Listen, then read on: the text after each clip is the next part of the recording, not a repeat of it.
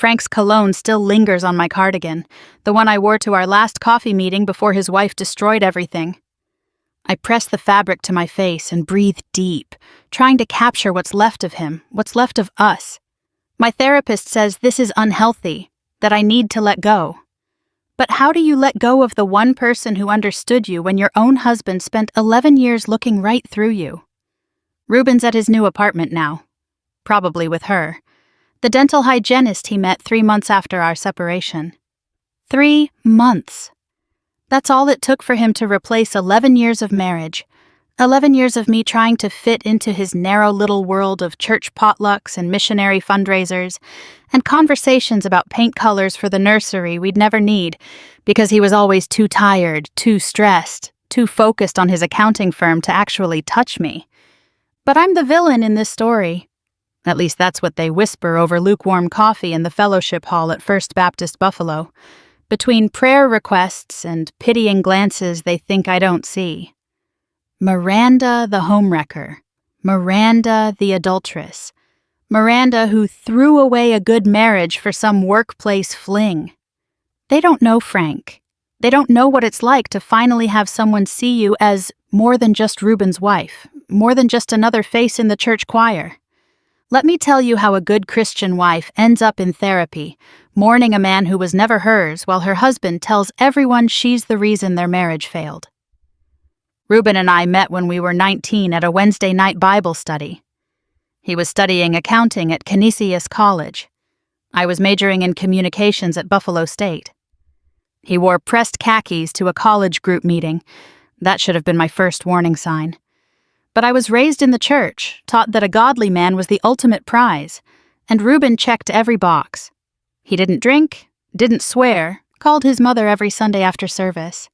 We dated for 4 years before he proposed. 4 careful chaperoned years where holding hands felt scandalous, and our first kiss was at the altar. My friends who weren't in the church thought I was insane. "You're marrying someone you've never even slept with?" they'd ask. But that's how it was supposed to be. Pure, holy, blessed by God. The wedding night was awkward. Of course it was. 2 virgins fumbling in a Niagara Falls hotel room trying to figure out what went where while still feeling guilty about the whole thing. Reuben actually prayed before we did it. I lay there in my white negligee listening to him thank God for the gift of marriage, while I wondered if this was really how everyone started there forever. But we figured it out. Sort of. Sex became another item on Reuben's carefully organized schedule. Tuesday and Saturday nights, lights off, missionary position, always initiated by him reaching over and placing his hand on my hip. No words, no passion, just that hand, like a parking meter reset. Paid up for another few days. The first few years were fine. We bought a house in Amherst, close enough to both our jobs, but far enough from downtown that Reuben felt safe. I worked at a local marketing firm, nothing glamorous, but it paid well enough. Reuben made partner at his accounting firm by 28. Everyone at church called us the golden couple, so stable, so blessed. By year 5, the cracks started showing. Or maybe they'd always been there and I just finally noticed. Reuben had no interest in anything outside his routine. Work, home, church, repeat. Date nights became quarterly obligations where we'd go to the same 3 restaurants and talk about the same 3 topics: his job, our families, church gossip. When I suggested trying something new, maybe driving to Toronto for a weekend, he'd look at me like I'd suggested robbing a bank. "Why would we do that?" he'd ask. "We have everything we need here." Everything he needed, maybe. But I was drowning in beige walls and meal plans and sex that lasted exactly 12 minutes because Reuben had it down to a science. I tried talking to him about it. Bought books about marriage, suggested counseling, even tried to spice things up in the bedroom. You should have seen his face when I bought lingerie that wasn't white. You'd think I'd brought home porn. "That's not really appropriate for a married Christian woman," he said, not even looking at the red lace I'd spent $40 on. "We're married, Reuben." "God's not going to strike us down for having good sex." "We have perfectly fine sex." Perfectly fine. That summed up our entire marriage. He said it with satisfaction, like perfectly fine was the goal all along. As if fine was the destination, not the warning sign. Not great, not terrible, just fine. Then I got the job at CompuWare Technologies in May 2023. It was supposed to be a fresh start, better pay, room for advancement, a chance to work on real campaigns instead of ads for local mattress stores. Reuben wasn't thrilled. The commute was longer, the hours less predictable. But the salary increase meant we could finally renovate the kitchen, so he agreed. My first day, I met Frank. He was running new employee orientation, making jokes about the coffee machine that probably violated several HR policies but had everyone laughing anyway. Frank was everything Reuben wasn't. Loud where Reuben was quiet. Spontaneous where Reuben was methodical. He wore jeans to work and had tattoos peeking out from under his dress shirt, and cursed like it was punctuation. He smelled like cedar and something sharp, and when he laughed, it was the kind of sound that made you want to be the reason. "You're going to love it here," he told me during lunch that first day. "We work hard, but we actually have fun too. Not like those corporate drones downtown." I wanted to tell him I was married to one of those corporate drones, but I didn't. Instead, I laughed and let him show me all the best places to grab coffee near the office. Frank was married too. Had been for about as long as Reuben and I. His wife Sarah was a nurse, worked crazy hours at Buffalo General. He'd mention her sometimes, casual comments about her schedule or their weekend plans, but never with the reverence Reuben used when talking about me to others. Like I was some prize he'd won at the church raffle. The friendship started innocent enough. Coffee runs, lunch when our schedules aligned, the occasional after-work drink with the team. Frank was easy to talk to. He actually listened when I spoke, asked follow-up questions, remembered things I'd mentioned weeks later. When I told him about my weekend plans, he didn't just nod and go back to his spreadsheets like Reuben did. "Your husband sounds intense," he said one day after I'd vented about Reuben's reaction to me suggesting we skip church for a weekend trip to Toronto. "He's just traditional." Traditional or controlling. "It's not like that. He just likes routine." "And you don't?" I didn't answer, but Frank saw right through me. He always did. By fall, I was looking forward to work more than home. The marketing team at CompuWare was young, creative, nothing like the stuffy environment I'd left.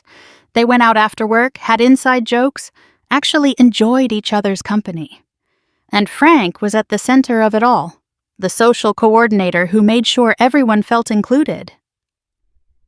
"You should come to happy hour with us Friday," he suggested one October afternoon. "The whole team's going." "I can't. Reuben likes me home by 6 for dinner."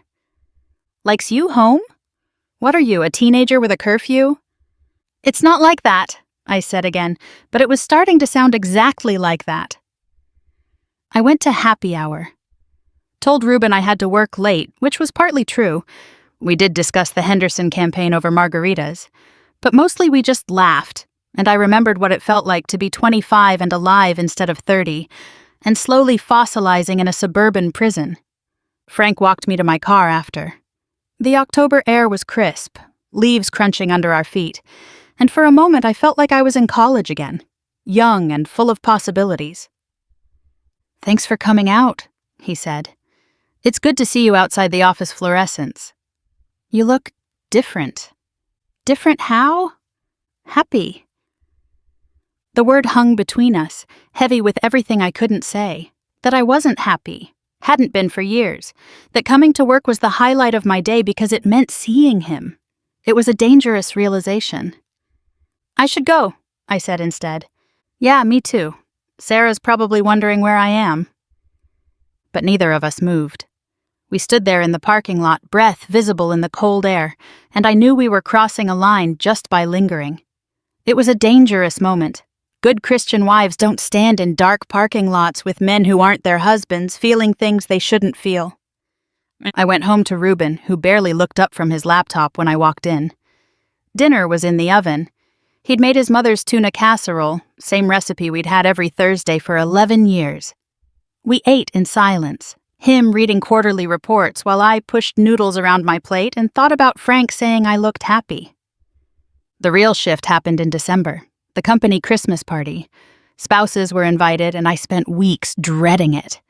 Reuben in his pressed khakis among my coworkers with their tattoos and their casual profanity and their ability to have fun without checking their watches every 15 minutes. But Reuben surprised me. He mingled, made appropriate small talk, even laughed at Jeremy's inappropriate joke about the accounting department. I started to relax, thinking maybe I'd underestimated him. Maybe he could fit into my world after all. Then Frank walked over with Sarah. I'd built her up in my mind as some supermodel nurse, the kind of woman who could keep a man like Frank satisfied.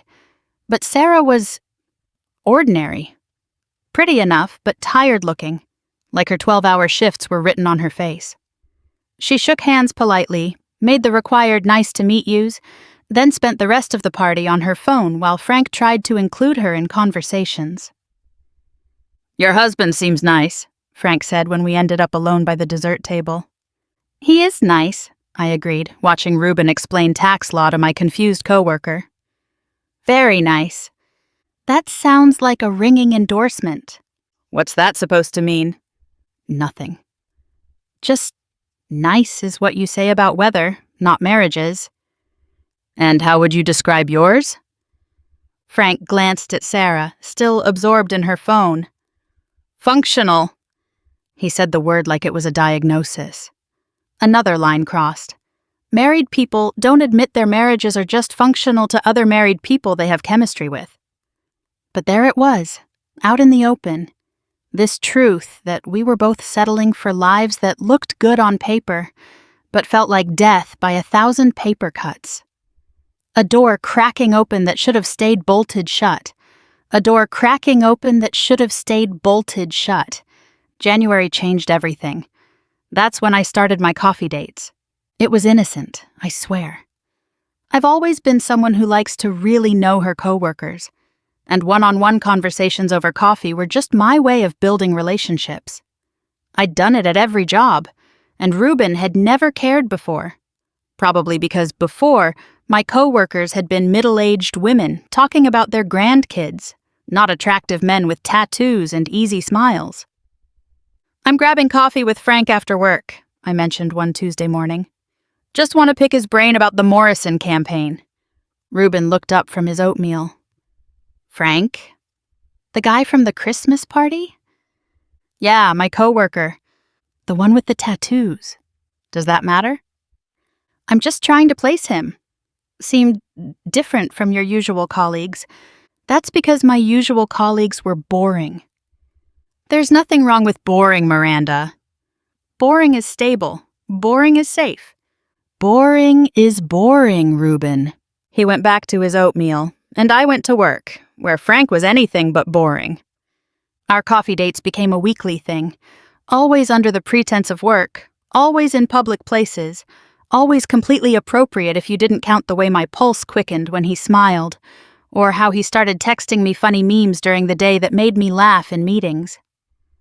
"My wife thinks I'm having an emotional affair," he told me one day in February, completely out of the blue. I nearly choked on my latte. "What?"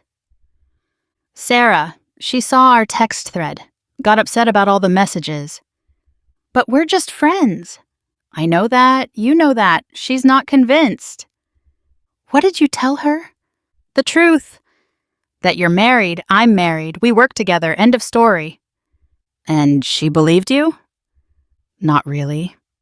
"But she works 70 hours a week, so she doesn't have the energy to fight about it." I should have felt guilty, should have offered to stop the coffee dates, stop the texts, create proper boundaries. Instead, I felt thrilled. Sarah saw me as a threat. Me, boring Miranda from church who'd never even kissed anyone besides her husband. "Reuben doesn't know about the coffee," I admitted. "Why not?"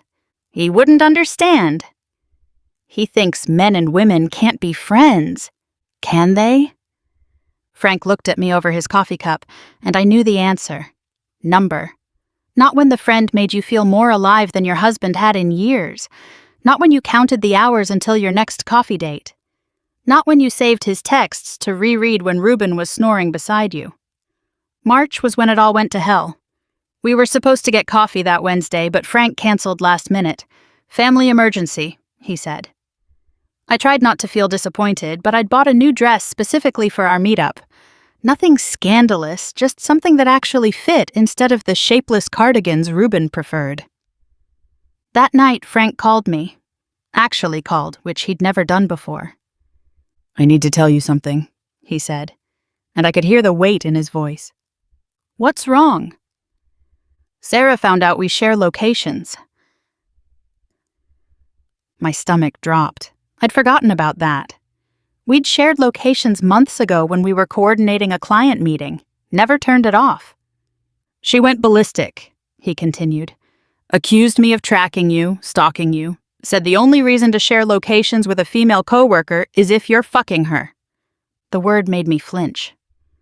Good Christian wives don't hear that word directed at them, even secondhand. "What did you tell her?" I told her she was being paranoid. That it was from a work thing, but what? She gave me an ultimatum. End the friendship or end the marriage. The world tilted. "What are you going to do?" Silence. Long enough that I knew the answer before he said it. "I have to try to save my marriage, Miranda." "I'm sorry." "No, I understand, of course, your marriage comes first. This doesn't change how I feel about you. Frank, don't—" "I'm in love with you." The words I'd wanted to hear and couldn't bear to hear all at once. Because what good did it do now? He was choosing Sarah, choosing his functional marriage over whatever this thing between us had become. Just like that. Over a phone call. "I have to go," I whispered. "Miranda." I hung up.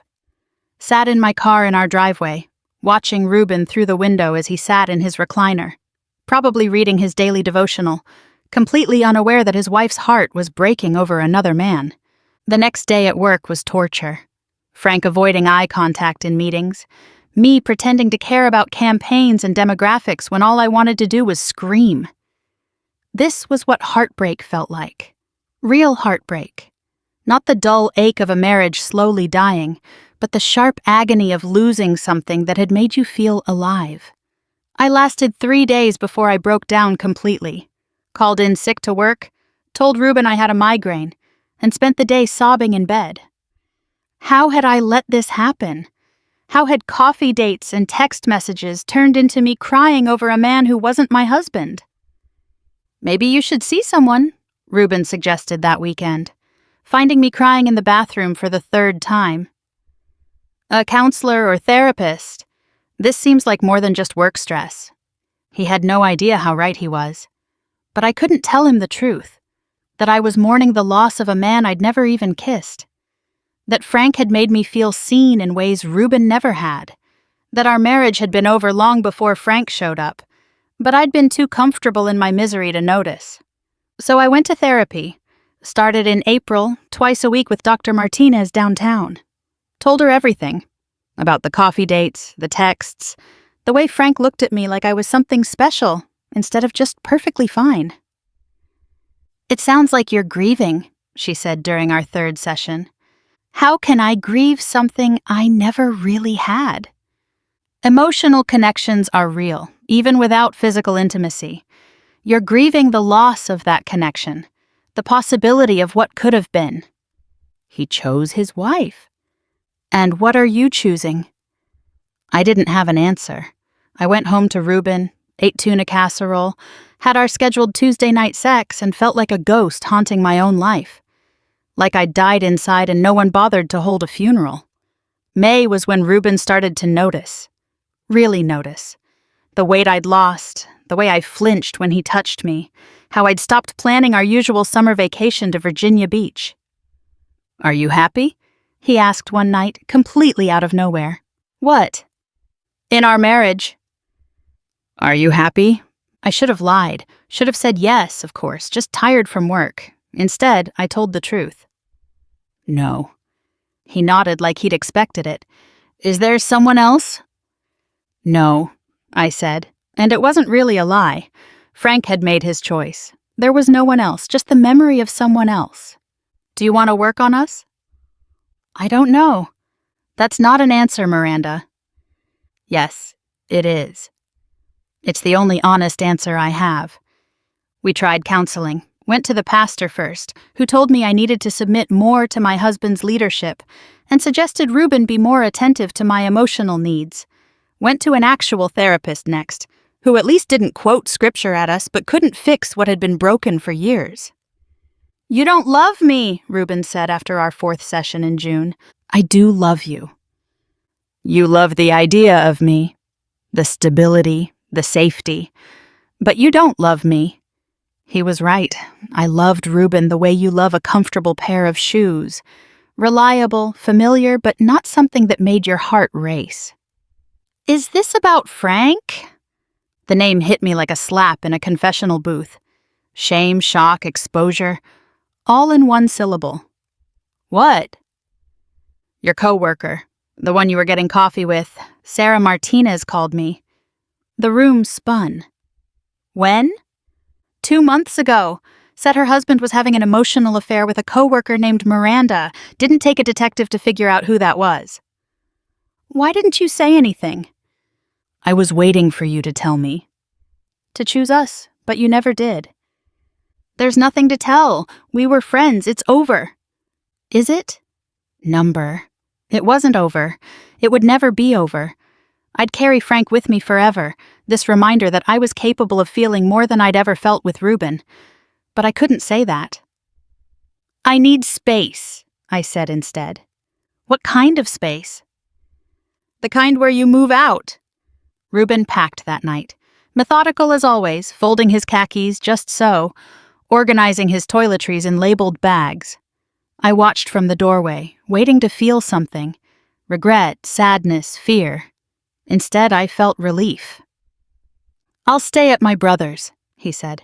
We can figure out the details later. Okay. I loved you, Miranda. I want you to know that. I loved you the best way I knew how. I know. It just wasn't enough. No, it wasn't. He left with 3 suitcases and 11 years of marriage condensed into a business-like discussion about who would keep the house. I stood in our empty bedroom, still smelling like his cologne and my tears, and thought about texting Frank. Just to let him know. Just to see if maybe... But I didn't. Because Frank had chosen his marriage and I'd destroyed mine, and sometimes that's just how stories end. July made it official. Reuben filed for separation, moved into an apartment near his office. I kept the house, but couldn't afford it on my own. Started looking for something smaller, somewhere that didn't have memories in every corner. That's when everyone found out. Church people have a radar for marital discord, and suddenly I was getting calls from every prayer warrior in the congregation. Reuben, smart man that he was, had gotten ahead of the story. Told everyone he'd tried to save our marriage, but I'd given up. Convenient how he left out the part about me being dead inside for years before Frank ever showed up. I heard about you and Reuben, Marcy from choir said, cornering me after service. Such a shame. He's such a good man. Yes, he is. Is it true you were having an affair? I need to go. But there was nowhere to go. The story had spread like wildfire.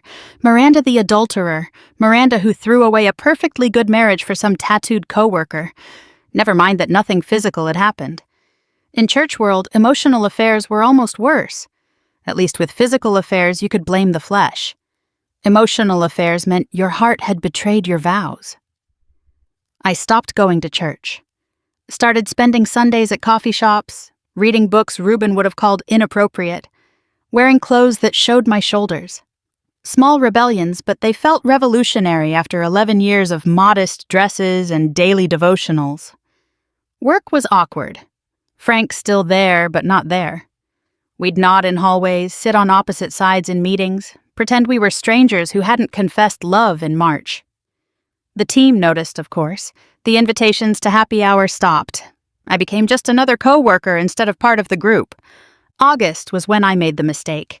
Ran into Frank at Wegmans, both of us reaching for the same avocado. A rom-com meet-cute in the produce section, except we'd already had our story and it hadn't ended well. "Hi," he said. "Hi. How are you?" "Getting divorced." His face went pale. "Miranda, I'm so sorry. I never meant—" "It's not your fault. It was over before you. You just helped me see it." "Still?" We stood there, holding our avocados like it was some twisted sacrament. And I wanted to kiss him so badly it physically hurt. Wanted to know if his lips were as soft as I'd imagined during all those coffee dates. Like a guilty teenager. Wanted to be the kind of woman who kissed men in grocery stores instead of the kind who'd married her first boyfriend and called it good enough. I wanted to believe I was still the exception, not just another chapter in Frank's recycled story. "I miss you," he said quietly. "Don't." "I do, though. Every day." "You chose Sarah." "I chose wrong." "Did you?" He didn't answer. We went our separate ways, him back to his functional marriage, me back to my empty house. But something had shifted. The door I'd thought was closed had cracked open, and hope was a dangerous thing for a woman in the middle of a divorce. September brought the news through the office grapevine. Frank and Sarah were in counseling. Mandatory sessions after she'd found texts between him and a coworker. Not me. Turned out I wasn't special after all. Some girl from accounting who'd started after I'd become radioactive. "He's a serial emotional cheater," Brittany from HR told me over lunch. "Sarah's told everyone. Apparently this is the third coworker he's gotten inappropriate with." The sandwich turned to ash in my mouth. My stomach clenched so hard I felt sick. All that special connection wasn't special at all. "Third?" "Yeah, there was someone at his last job, too. Sarah thought changing companies would fix it, but you can't fix someone who gets off on the attention, who needs the thrill of almost affairs to feel alive, who tells lonely wives they're special while keeping his own marriage on life support." I thought about all our coffee dates, all the times he'd said I was different, that he'd never connected with someone like this. Had he said the same things to the girl from accounting? The woman at his last job? Was I just another notch in his emotional bedpost? "I need to go," I told Brittany. Spent the rest of the day in the bathroom, throwing up my lunch and my illusions. I'd blown up my marriage for a man who collected damaged women like baseball cards. Each one flattened, cataloged, and filed away until he needed the next one to feel alive. Given up perfectly fine for absolutely nothing. October brought more changes. The house sold faster than expected, leaving me scrambling for an apartment. Found a one-bedroom in Cheektowaga, farther from work, but all I could afford. Reuben helped me move because of course he did. Even divorcing me, he was still reliable. "I'm seeing someone," he mentioned while carrying boxes. "Oh." "Her name's Lauren, dental hygienist. Met her at Tim's hockey game. 3 months. That's all it had taken him to move on. 11 years erased by a dental hygienist who probably didn't mind tuna casserole Thursdays and missionary position Tuesdays. "I'm happy for you," I lied. "Are you seeing anyone?" "No." "What about Frank?" "That was never—" "We weren't—" "I know. Sarah told me everything when she called, how he pursues coworkers, makes them feel special, but never actually follows through, always stops just short of physical cheating so he can claim innocence. Each word was a knife. Why are you telling me this? Because you threw away our marriage for a fantasy, and I want you to know that. He was right. I'd destroyed everything for coffee dates, and text messages, and the promise of something more that was never real. Frank had played me like a violin, and I'd been stupid enough to compose my own destruction. November now. The holidays approaching, and I'm spending them alone for the first time in 11 years. Reuben's probably planning traditions with Lauren, teaching her his mother's recipes, introducing her to his family, giving her the life I found suffocating but someone else might find perfect. The church friends are gone. Loyalty went with Reuben, as it should have. My coworkers are polite but distant. I'm the cautionary tale whispered about at happy hours I'm no longer invited to. Even my therapist seems tired of my inability to move forward. "You need to stop mourning Frank," Dr. Martinez said last week. "He was never yours to mourn." But how do you stop mourning something that felt more real than your actual reality? How do you accept that you gave up everything for nothing? That you were so desperate to feel alive that you let a serial emotional manipulator convince you to destroy your perfectly fine life? I see them sometimes. Reuben and Lauren at Target, looking at throw pillows. Frank and Sarah at Starbucks, him on his phone while she stares into space. Two couples making it work in different ways, while I'm alone with my regrets and my freedom that tastes like failure. Maybe their marriages are stronger for surviving. Maybe I was just a blip, a crisis they could overcome with counseling and renewed commitment. Maybe I was never as important to Frank as he was to me. Maybe I was just his distraction, his temporary escape from his own boring routine. The apartment is quiet. No tuna casseroles, no scheduled sex, no daily devotionals. Just me and the ghost of who I used to be. The good Christian wife who sang in the choir and submitted to her husband, and never once thought about kissing tattooed men in parking lots. I miss her sometimes. That woman who found joy in small things like successful potlucks and completed Bible studies, who didn't know what she was missing because she'd never tasted anything different, who thought perfectly fine was the same as happiness. But mostly I miss the woman I was for those few months with Frank, the one who laughed at inappropriate jokes and wore dresses that fit and felt desired instead of just tolerated. Even if it was all a lie, even if I was just another conquest in his collection, for a little while I was alive. Now I'm 31, divorced, living in a one-bedroom apartment in Cheektowaga, still in therapy over a man who was never mine. Reuben's in love with someone who appreciates his stability. Frank's still married, probably grooming his next target, and I'm exactly where women like me end up, alone with the knowledge that we had something perfectly fine and threw it away for the promise of something more. The cardigan still smells like his cologne. I should throw it away, but I can't. It's all I have left of the person I thought I could be, the woman who deserved more than perfectly fine, who was special enough to make a man question his marriage. Except I wasn't special. I was just available. Just another bored wife looking for meaning in coffee dates and feeling chosen by someone who chose everyone. My phone buzzes. A text from an unknown number. "Heard about your divorce. Sorry things didn't work out. Coffee sometime? F." I stare at the message, my heart racing despite everything I know. Despite Sarah's warnings and Brittany's gossip and the 3 other women who'd received similar texts. Because maybe this time would be different. Maybe I'd be the one who actually mattered. But I delete it without responding. I've already lost everything once. No need to lose it again. Instead, I pour a glass of wine, the good stuff because I can buy whatever I want now, and toast to perfectly fine. To Reuben and his dental hygienist. To Frank and his collection of almost affairs. To the woman I was and the woman I'm trying to become. Somewhere in Buffalo, church people are praying for my soul. Somewhere, Reuben is building a new life with someone who fits his mold. Somewhere, Frank is sharing coffee and secrets with another lonely wife. And I'm here, in my one-bedroom apartment, finally alone with the truth. I didn't destroy my marriage for Frank. I destroyed it for the idea of Frank. For the possibility of being more than perfectly fine. The price was everything, the reward was nothing. But at least now I know what I'm missing.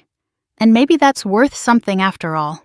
Or maybe it's just another lie I tell myself, alone in this apartment that smells like regret and sounds like silence. Either way, this is where I ended up. The villain in my own story, the cautionary tale at First Baptist Buffalo, the woman who had perfectly fine and decided it wasn't enough. Turns out it was more than I deserved. Now I swallow regret like communion wine night after night. Alone. But hey, at least the coffee was good. That's the lie I keep sipping.